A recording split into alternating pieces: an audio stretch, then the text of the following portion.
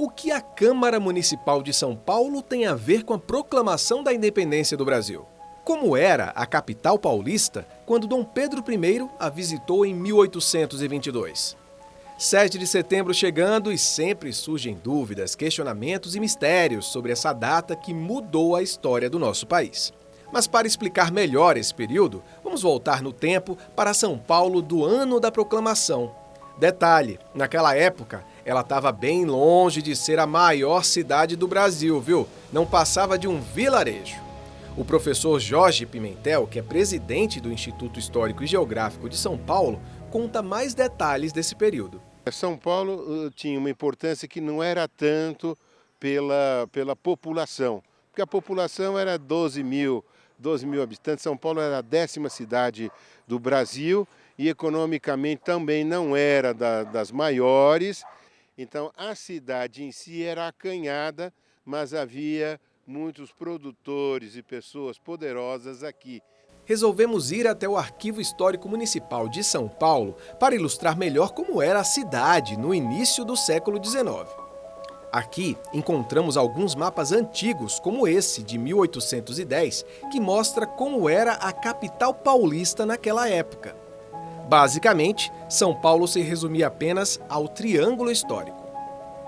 A área onde hoje está localizado o imponente Palácio Anchieta, sede da Câmara Municipal de São Paulo, era um descampado. Este quadro de Arnaud Julien Pallier, pintado em 1821, retrata a pequena vila de São Paulo que Dom Pedro conheceu um ano depois. Este prédio onde hoje está localizado o Fórum João Mendes, em 1822 ficava o antigo prédio da Câmara Municipal de São Paulo. Naquela época, ela possuía apenas 3 vereadores, bem diferente de hoje, que possui 55. Eles foram algumas das autoridades presentes à cerimônia de recepção de Dom Pedro I, que naquela época não era imperador ainda. Ele chegou aqui na cidade de São Paulo pela principal entrada da capital, que era na rua Rangel Pestana. Estes vereadores saíram aqui da Câmara e foram andando até lá, que naquela época também tinha outro nome, se chamava Ladeira do Carmo. E nós vamos agora fazer o percurso que esses 3 vereadores fizeram até a recepção de Dom Pedro I. Vamos lá?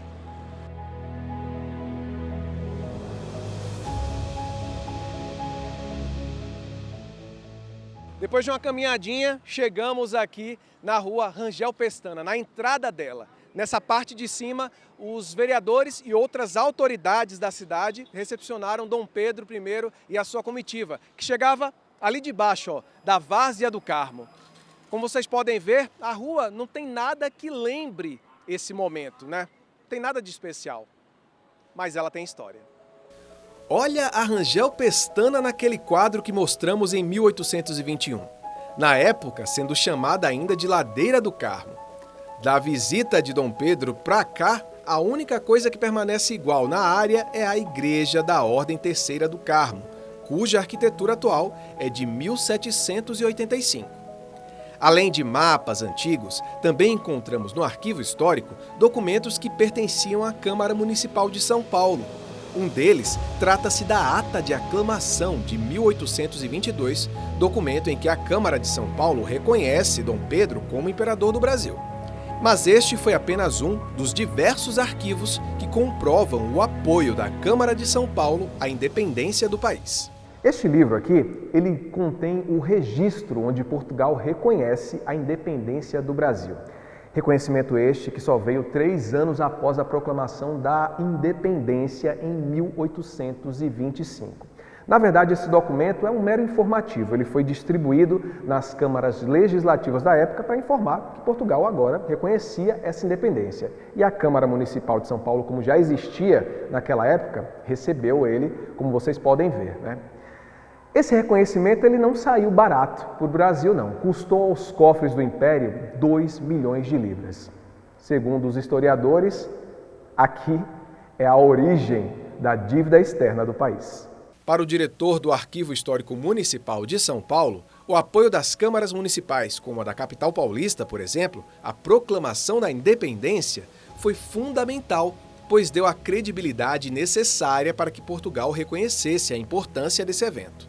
A grande importância das câmaras municipais nesse momento foi, inclusive, dar um peso maior e uma força maior para esse novo poder brasileiro que estava sendo, enfim, conclamado e sendo trazido à tona nesse momento. A necessidade de Dom Pedro de ter esse apoio político, legislativo e administrativo no território era enorme.